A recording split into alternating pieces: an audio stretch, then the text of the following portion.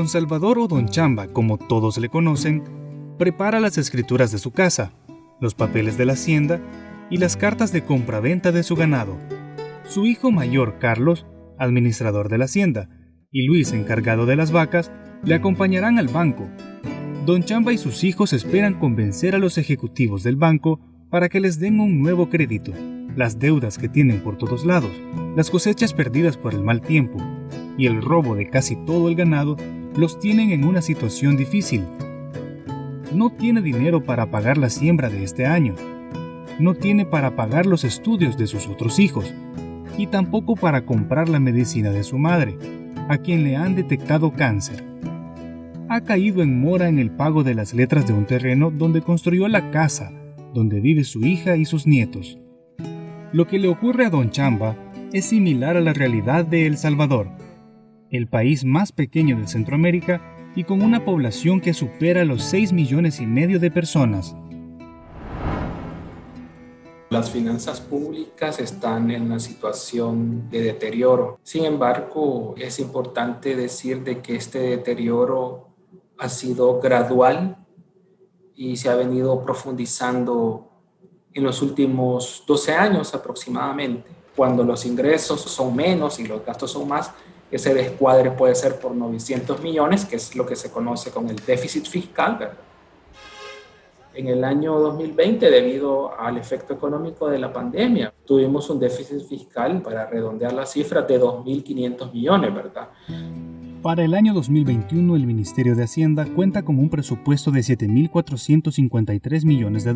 Todo ese dinero servirá para el funcionamiento de todos los ministerios, Casa Presidencial, la Asamblea Legislativa, la Fiscalía y las Procuradurías, para que funcionen todos los tribunales de justicia, también para financiar la educación, la salud, la seguridad, las obras de infraestructura, el pago de la deuda de las pensiones y los créditos existentes. Debido a que el dinero que recoge el Ministerio de Hacienda no alcanza para cubrir todo lo que tiene que pagar, el presupuesto se completa con dinero de nuevos préstamos y donaciones que hacen gobiernos amigos. Los ingresos que tiene el Estado no son suficientes para cubrir la necesidad de las instituciones para garantizar esos derechos. De cada $100 que el país produce, 18 son de impuestos. ¿Por qué entonces se hacen presupuestos desfinanciados? Porque no se puede recortar más a los gastos. Muchas de las instituciones públicas, ya lo hemos visto, se mantienen con los recursos mínimos para funcionar, no digamos para avanzar. Entonces, recortar esos gastos implicaría sacrificar la capacidad del Estado para asegurar derechos. Don Chamba teme que el banco ya no le quiera prestar dinero, porque la deuda que tiene con varios de ellos es grande. Aunque la idea del refinanciamiento es cancelar varios créditos, entre ellos los que tiene con 2 prestamistas que le cobran intereses altos, bajar la cuota mensual que deberá seguir pagando y tener un poco de dinero disponible ante cualquier emergencia. En la misma condición está el Estado salvadoreño, a quien de cada $100 que le ingresan a la caja, 88 ya los debe. Esto también se mezcla con la dinámica propia de la economía en el sector privado, que hay desempleo, ¿verdad? No hay síntomas, digamos, de repunte fuerte de la inversión extranjera directa. Para este año, el gobierno prevé que el Producto Interno Bruto alcance 26.400 millones. Pero si tenemos una deuda de 21.700 millones de dólares, y de ahí el gasto público, ¿no? Que pues todo lo que se destina al pago de sueldos y salarios de los empleados públicos, el gasto en hospitales, lo que tiene que ver con el gasto grande que se hace en educación, que es el gasto social más grande que tiene el país, y así pues otros servicios que da el Estado, ¿no? También hay una deuda que se adquiere debido a la reforma del sistema de pensiones que tuvimos en el año 1998, que hay que decir que también es uno de los componentes más dinámicos de la deuda. Realmente esta deuda siempre sigue creciendo y es un componente bastante dinámico que tiene la deuda del país, ¿no? Y que si no se atiende eso debidamente, tarde o temprano, bueno, eso también va a generar un colapso de las finanzas públicas salvadoreñas, ¿no? Otro elemento también muy importante, y hay que decirlo, gran parte de la deuda que se ha adquirido lamentablemente ha servido para financiar actividades que no está claro realmente el impacto social que han tenido y que podrían estar ligadas incluso a actividades de corrupción de los funcionarios públicos. A Don Chamba y al Estado salvadoreño no le queda más opción que buscar refinanciar deuda. Don Chamba con la banca privada y El Salvador con organismos internacionales como el BCIE, el Banco Mundial y el Fondo Monetario Internacional.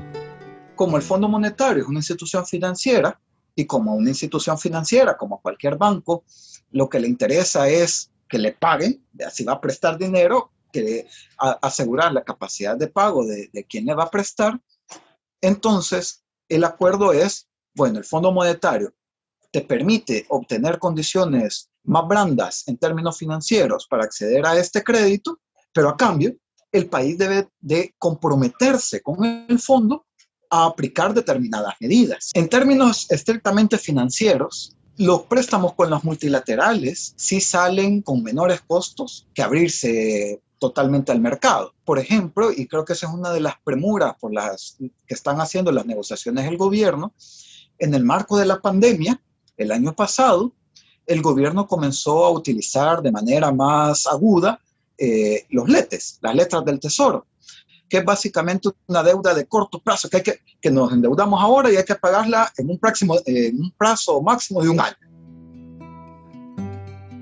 Debido a que el dinero que necesita prestar Don Chamba es mucho y los ingresos que él tiene son bajos, el banco le pone muchos requisitos, pues debe asegurarse la recuperación de lo prestado. Don Chamba y su familia deben de elaborar un plan donde se comprometan a reducir los gastos, realizar el esfuerzo de ahorrar, a pagar las deudas y no gastarse el dinero. También a lograr que la hacienda y las vaquitas den más producción. A aumentar, por ejemplo, la siembra de granos básicos, de frutas, verduras y vender a mejor precio los productos lácteos. De ser posible, reducir el número de jornaleros que contrata en cada periodo de siembra y que ese trabajo lo haga toda la familia. El Salvador también negocia con un banco internacional un préstamo por $1.300 millones. Para lograrlo, le piden cumplir ciertos requisitos, como hacer una revisión de su política de recaudación de impuestos. Esto es característico, somos un país que tiene una tasa baja de crecimiento, ¿verdad?, de la economía. Somos de los países que menos crece en América Latina. Es un país que ha acumulado una gran cantidad de deuda en los últimos años y lo ha hecho de manera vertiginosa. Esto también para que la población lo pueda ilustrar, ¿verdad? Una persona que tiene un salario que no crece mucho, pero que cada año que pasa, cada mes que pasa, la deuda le va creciendo bastante, ¿no? Eso significa que esta persona tiene que ir destinando cada vez más de su ingreso para pagar esa deuda, ¿no? Entonces, de igual forma, sucede en el caso del gobierno de El Salvador, ¿no? En la medida que la economía no crece, entonces si la economía no repunta, los ingresos tributarios no crecen, ¿verdad? Porque los ingresos tributarios dependen de la actividad económica. Mientras que el SAF lo que hace es reconocer que el país está en una situación más delicada, que tiene problemas de balanza de pagos y que están relacionados a problemas estructurales de bajo crecimiento, un bajo nivel de institucionalidad económica y que por tanto se le va a hacer también el préstamo a una tasa baja, por cierto, y que lo va a tener que devolver en mayor cantidad de años, ¿verdad? Un promedio de 4 o 5 años, ¿no? Pero que a cambio ambos tienen condicionalidades, ¿verdad? Tiene que establecerse un programa en el cual el gobierno va a tomar medidas para orientar a que las finanzas públicas vuelvan a un cauce que se llama de sostenibilidad, ¿verdad? Es decir, que si no se hacen cambios y no hubiera este tipo de acuerdo, ¿verdad?, tarde o temprano la deuda crecería mucho, el gobierno no podría pagarle y eso podría generar una crisis fiscal. Entonces ahí viene la parte difícil para los gobiernos, ¿no? Hay alguna gente que empezó a especular, miren, por qué el acuerdo con el Fondo Monetario Internacional no ha tomado el tiempo que normalmente toma en otros países. Y yo fui bien sincero con el Fondo Monetario Internacional y les dije, nosotros sí vamos a negociar. nosotros vamos a revisar punto a punto y redacción a redacción todos los términos del acuerdo. Porque si hay algo que yo no quiero hacer como país es firmar algo que no voy a cumplir. ¿Qué impuesto se va a subir y cuáles van a ser los sectores que van a ser perjudicados por esta subida de impuestos? Y a ningún gobierno le gusta caer mal con la población, ¿no? En materia de gastos, ¿qué recortes en materia de gastos se va a hacer?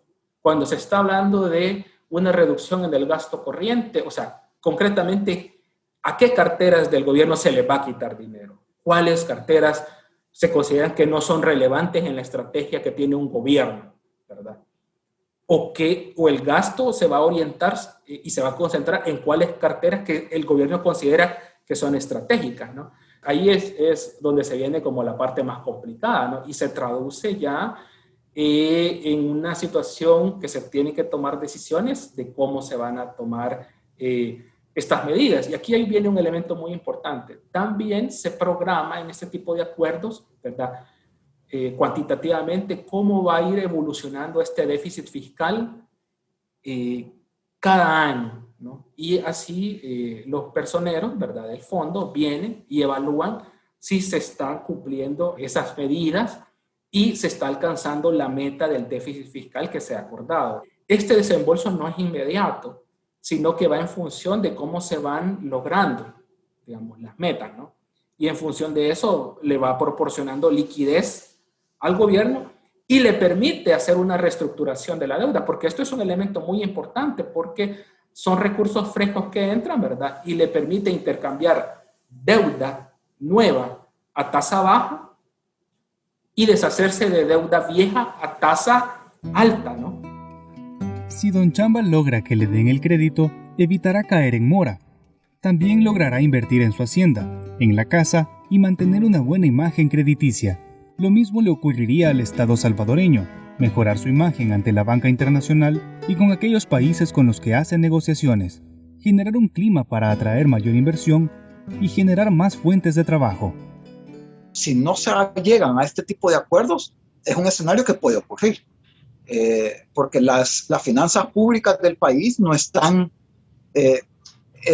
con la capacidad de asumir todo el pago de la nueva deuda que se contrajo, particularmente el año pasado, que solamente el año pasado la deuda incrementó cerca de $2.800 millones, o sea, el saldo de la deuda, que si lo vemos en retrospectiva, eso es casi lo que se endeudó en los 5 años el gobierno anterior. Lo que dicen esas calificaciones es la capacidad de pago que tiene el gobierno. ¿Qué pasaría en un determinado caso de se baja la calificación? Lo que está diciendo es mandando un mensaje a los inversionistas diciéndoles, el gobierno de El Salvador puede tener menos capacidad de pago, por tanto es mayor riesgo prestarle dinero. Y si es mayor riesgo, es más alta la rentabilidad de los capitales, entonces sube la tasa de interés. Al subir la tasa de interés, eso implica que el servicio de la deuda a la nueva deuda emitida va a ser cada vez mayor. El refinanciamiento crediticio que recibirá Don Chamba lo pagará él con el apoyo de su familia. Pero en el caso de El Salvador, la deuda la pagaremos todos los salvadoreños. ¿Cómo? Con el pago puntual de nuestros impuestos, por ejemplo. Definitivamente quienes pagan la deuda son los ciudadanos, ¿verdad? Son las personas a través de sus impuestos. Y cuando hablamos de impuestos, no solamente hay que pensar de las personas que están registradas en Hacienda, ¿no? Personas naturales o jurídicas, que son las empresas, ¿verdad?, que pagan el IVA, pagan el impuesto sobre la renta, y cuando solicitan algún servicio público también tienen que pagar alguna tasa, sino que también las personas que incluso no están registradas en Hacienda, como puede ser un adolescente, un niño, ¿verdad?, que cuando se le da su dinero, ¿verdad?, y dice voy a ir a la tienda porque me voy a comprar un churrito, un tortric, ¿verdad?, o un fresquito, ¿no?, una gaseosa, en ese momento pues esa persona está pagando IVA, ¿no?, de ese dinero que le dio el papi o la mami, ¿verdad?, para que fuera a comprarse su chuchería, ¿verdad? Tarde o temprano esa deuda nosotros la estamos pagando cuando se viene la subida de los impuestos. Entonces esa es una realidad que no tenemos que olvidar, ¿no? Si Don Chamba no implementa todas las medidas adquiridas y no paga la deuda, el banco le puede quitar las casas, el ganado y la hacienda. Él ya vivió la experiencia de confiar a un familiar sus ahorros, y este terminó robándoselo todo, lo que afectó grandemente a Don Chamba, que hasta se enfermó. En el caso salvadoreño, es toda la población la que pagará cada centavo. Es por ello que cada ciudadano debe vigilar para que todo dinero público, ya sea de préstamo o de impuestos, sea bien utilizado, y exigir la información necesaria cuando tenga dudas sobre su uso, o cuando haya dudas de su mala utilización. Hay que apropiarnos de estas solicitudes de información pública. Podemos pedir, tenemos que ser conscientes de que podemos pedirle a cualquier institución pública que transparente o que diga qué está haciendo en determinado proyecto, en determinado programa. Podemos pedir al Ministerio de Salud, por ejemplo, que nos diga cómo están dándose el tema de las vacunas. Debería de ser una información pública de conocimiento para todos y todas. Don Chamba ya pasó por la etapa de la entrevista, entregó toda la documentación y sabe cuánto le prestarán. Solo falta que le confirmen cuándo debe acudir al banco para firmar. El Salvador está en negociaciones con el FMI para ver si le van a prestar los $1.300 millones. Para ello, afina las condiciones a las que se someterá. Si logra una respuesta positiva, el préstamo deberá ser aprobado por los diputados para que tenga validez el acuerdo con el banco.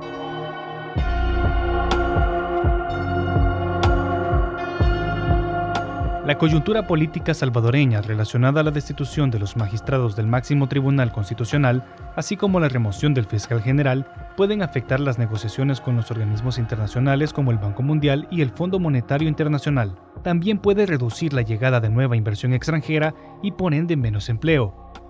Los inversionistas extranjeros están viendo con preocupación lo que está pasando en El Salvador, ¿no?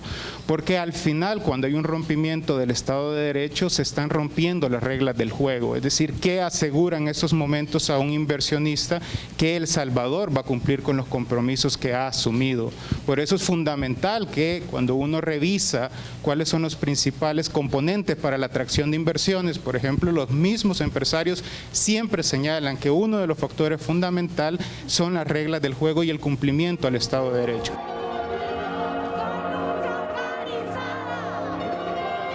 Por su parte, la calificadora de riesgos internacional, Fitch, ha advertido sobre una inminente aplicación de nuevos impuestos y otras medidas para aumentar la recaudación, y de esa manera lograr un aumento cíclico de los ingresos públicos.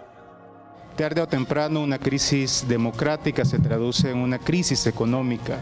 Y lo que está pasando en El Salvador puede provocar, por ejemplo, aumento en el precio de los bienes y servicios, es decir, un aumento de la inflación, un aumento del desempleo, y esto a su vez se traduce en un aumento de la deuda y también un aumento de la pobreza y de la desigualdad. Los precios de los bonos en los mercados internacionales han tenido una caída muy grande en el caso de El Salvador, que es un primer impacto que uno puede observar, ¿no? Entonces creo que esto también debería de alertar a toda la ciudadanía, porque El Salvador sigue estando en una crisis económica sumamente compleja. A finales de abril de 2021, el Banco Centroamericano de Integración Económica, BCIE, aprobó a El Salvador un crédito por $600 millones a pagarse durante 20 años. El 11 de mayo, los diputados oficialistas con los votos del PDC, Gana y Arena ratificaron y aprobaron nuevos préstamos por un valor de $780 millones. El 18 de mayo, los mismos partidos aprobaron otro préstamo por $600 millones más. El ministro de Hacienda en total ha pedido la prueba en $1.530 millones en nuevos préstamos.